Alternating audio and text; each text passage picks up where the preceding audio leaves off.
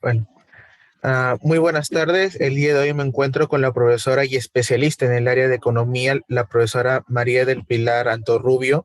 Y bueno, antes de empezar, profesora, con la ronda de preguntas, ¿nos podría comentar un poco sobre usted y la labor que usted está ejerciendo? Soy economista, muy buenos días, Ángel. Soy economista de profesión, tengo una maestría en ingeniería de producción y un doctorado en medio ambiente y desarrollo sostenible. Me he desempeñado como docente universitaria, investigadora. Tengo 2 libros no publicados, uno por la Universidad San Martín de Porres y el otro por Cengage, que hablan sobre política económica internacional. El último, inclusive, fue publicado en el 2019 y presentado en la Feria Internacional del Libro.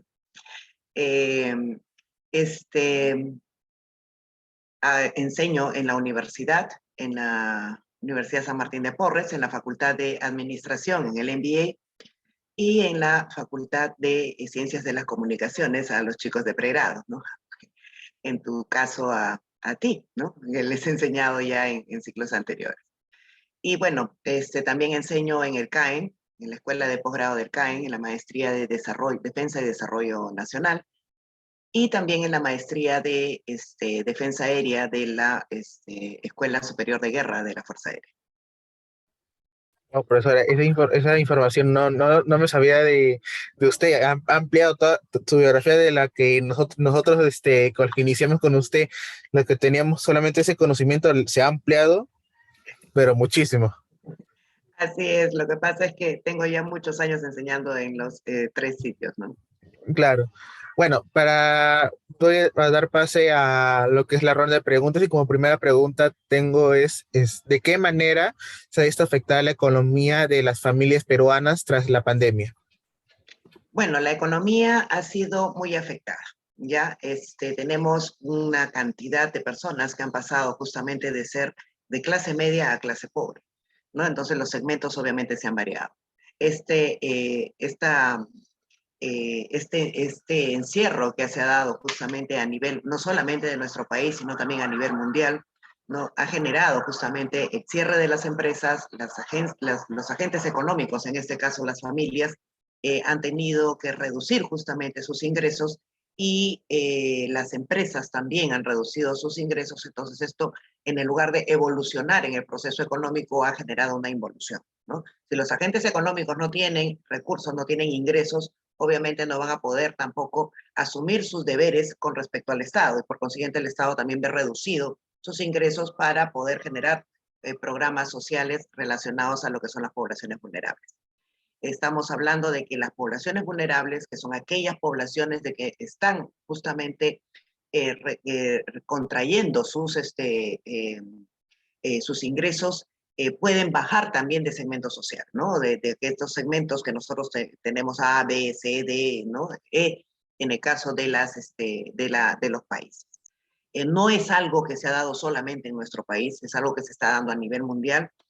Y bueno, simplemente esperar, pues, ¿no? De que la gente, obviamente, o que baje justamente esa tendencia de pandemia para poder reactivar de nuevo la economía. Es cierto, profesora.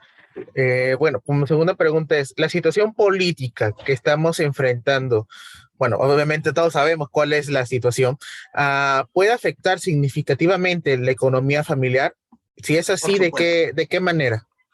Por supuesto, o sea, en el caso de economía, cuando nosotros hablamos de economía, la primera definición de economía es de Adam Smith, que es economía política, ¿no? Entonces, es justamente la unión de la economía con la política. La política es aquellas, por decir, ¿no? El Congreso de la República y el Poder Ejecutivo y Legislativo con leyes sanas que en definitiva generen un bienestar para la población. Pero si eso cae, obviamente la economía no va a saber bajo qué normas o leyes va a poder distribuir eficientemente los recursos financieros de un país, ¿no? Entonces, hay una inestabilidad, no solamente en el caso de nuestro país, sino una inestabilidad en ¿cómo se llama?, a nivel mundial, ¿no? Una indiferencia por parte de la población al momento de elegir a sus autoridades. Y esto no solamente se ha dado acá en el Perú, sino es a nivel mundial. Esta falta de personas que no han tenido esta capacidad de gestión, han generado justamente pues mayor inestabilidad política, ¿no? Y la población con esa indiferencia ha continuado justamente ya como rechazo, sin darse cuenta de que a las finales pues todos estamos siendo perjudicados ante las elecciones, ¿no? Esto es lo que ha generado ahora. ¿Cómo afecta a los agentes económicos, a las familias en este caso? En definitiva, en una inestabilidad tremenda. ¿No? Vemos ahí, por ejemplo, el caso del dólar, ¿no? Subió el dólar producto de que las familias comenzaron a tener ingresos relacionados con la AFP, la CTS, en el caso nuestro, compraron dólares, ¿no? Entonces generaron pues una alza del dólar increíble.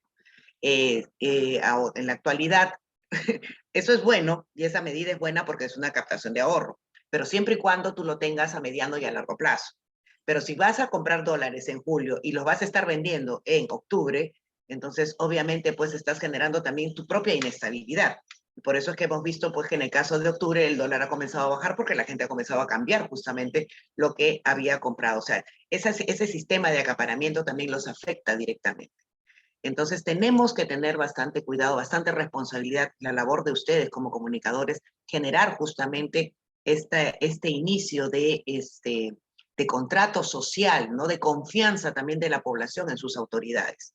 Eh, y por supuesto manifestar también cuáles son aquellas que son las más destacadas y también aquellas que frenan justamente el proceso de crecimiento de las familias. ¿Cuál es la observación desde su punto de vista de usted con respecto a la al alza del dólar?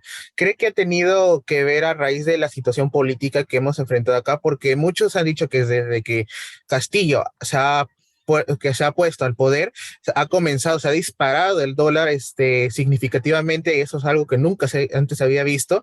Normalmente se había quedado hasta el 3.50, que ese era el valor anterior, pero ¿qué observaciones ha notado con respecto a esto? Bueno, estamos en un proceso estamos en un mundo globalizado, entonces existe interdependencia. Entonces acá entran factores externos y factores internos, ¿no? Desde el punto de vista interno, como tú lo has manifestado, ha sido la inestabilidad política. Y esto se debe a una indiferencia de la población al momento de elegir a sus autoridades, ¿no? Eso es ya un hecho. Y desde el punto de vista externo, obviamente, esta reducción y este incremento de los fletes con respecto a, ¿cómo se llama?, de los fletes y a la escasez de containers que se ha dado a nivel mundial.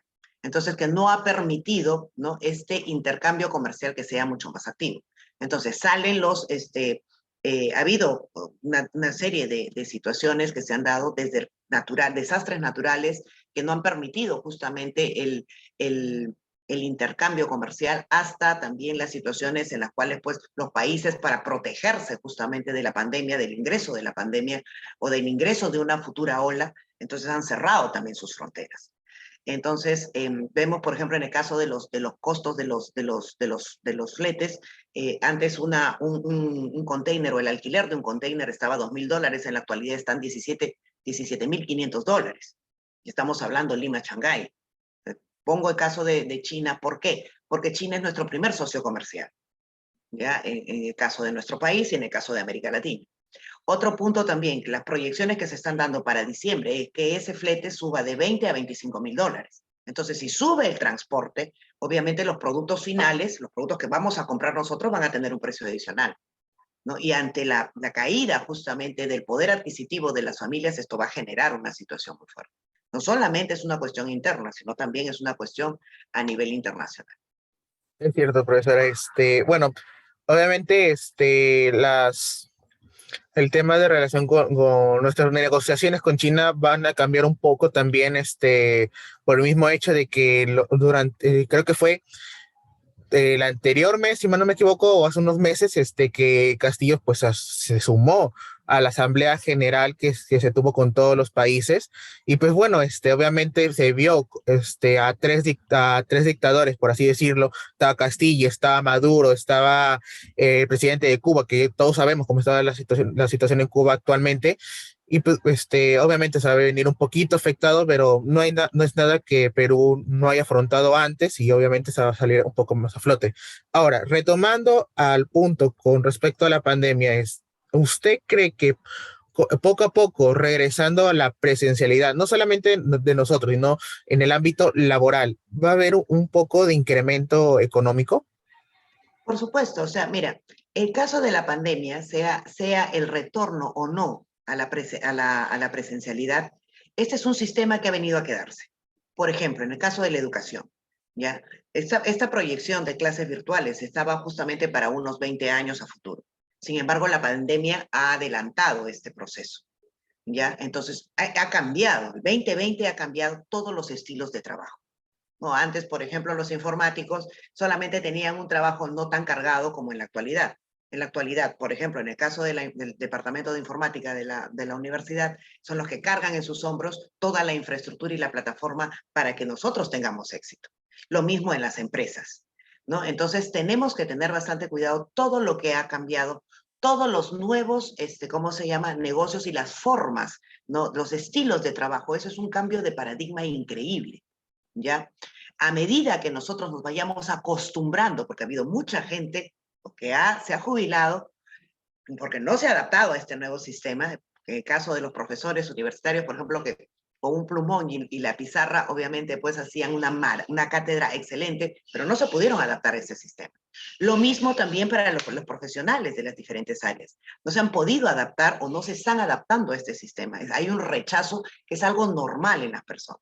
Entonces, a medida que nosotros nos vayamos adaptando, ya sea en presencial o continuar en la parte virtual, vamos a poder también incrementar este crecimiento económico y este desarrollo, ¿no? Las tendencias van a ser diferentes, ¿no? Los colegios van a venir en forma mixta, ¿no? Poco a poco, porque no podemos tener justamente una aglomeración fuerte dentro de las escuelas y en el interior del país sabemos perfectamente que la infraestructura no es la más adecuada, ¿no? Si acá en Lima tenemos carencia de infraestructura, no solamente para el caso de los colegios, sino también de las múltiples empresas, entonces ¿cómo se llama? En provincias eso es mucho más, ¿no?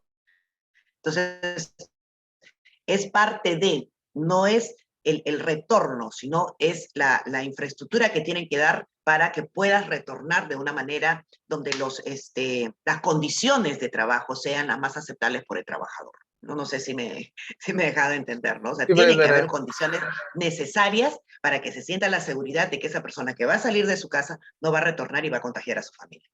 Ese es Exactamente, el profesor. ámbito de confianza que tiene que haber. Es otra profesora. Y como última pregunta, ya para finalizar, según su propio punto de vista profesional, ¿considera que actualmente ha mejorado la situación económica tras la pandemia o ha seguido igual?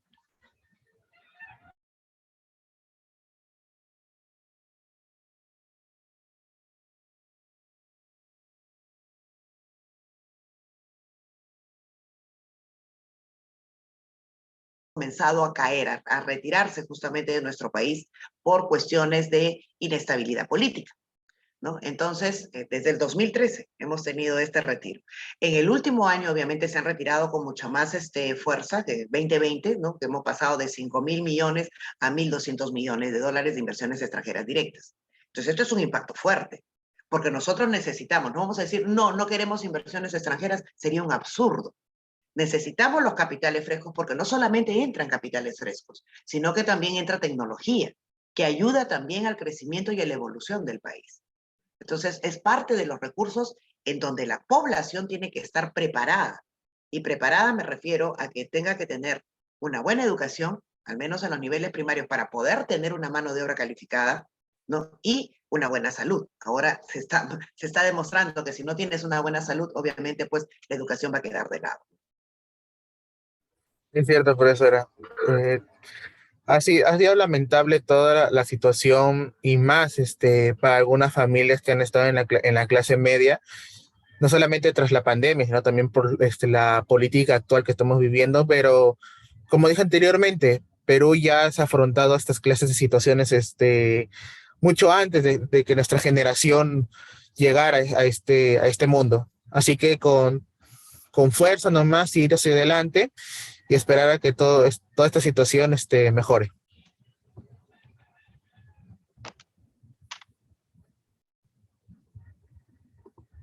Escuché la última